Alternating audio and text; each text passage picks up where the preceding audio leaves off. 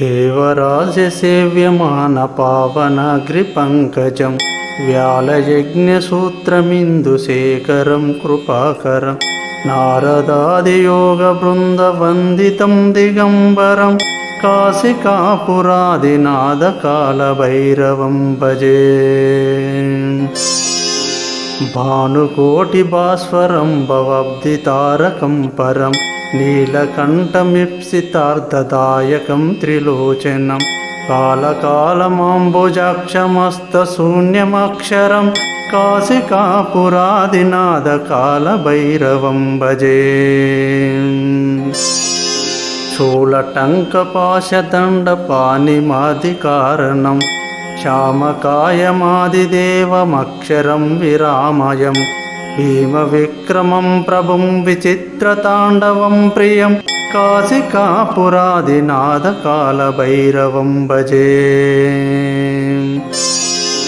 भुक्तिमुक्तिदायकं प्रशस्तचारुविग्रहं भक्तवत्सलं स्थितं समस्तलोकविग्रहं निक्वनन्मनोज्ञहेमकिङ्किणीलसत्कटिं काशिकापुरादिनाथकालभैरवं भजे।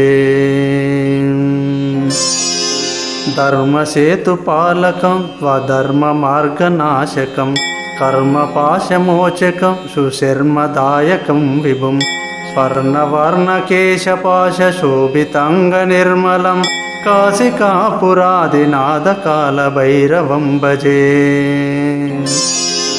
रत्नपादुकाप्रभाभिरामपादयुग्मकं नित्यमद्वितीयम् इष्टदैवतं निरञ्जनं मृत्युदर्पनाशनं करालद्रष्टभूषणं काशिकापुरादिनाथकालभैरवं भजे।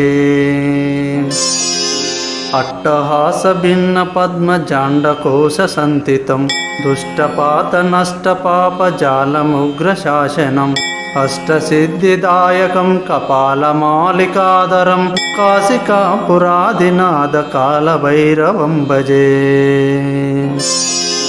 भूतसङ्गनायकं विशालकीर्तिदायकं काशीवासलोकपुण्यपापशोधकं विभुं नीतिमार्गकोविदं पुरातनं जगत्पतिं काशिकापुरादिनाथकालभैरवं भजे। कालभैरवाष्टकं पठन्ति ये मनोहरं ज्ञानमुक्तिसाधकं विचित्रपुण्यवर्धनं शोकमोहलोभदैन्यकोपतापनाशनं ते प्रयान्ति कालभैरवाग्रसन्निधिं ध्रुवम् त्रिप्रयन्ति कालभैरवाग्रसन्निधिं ध्रुवम्।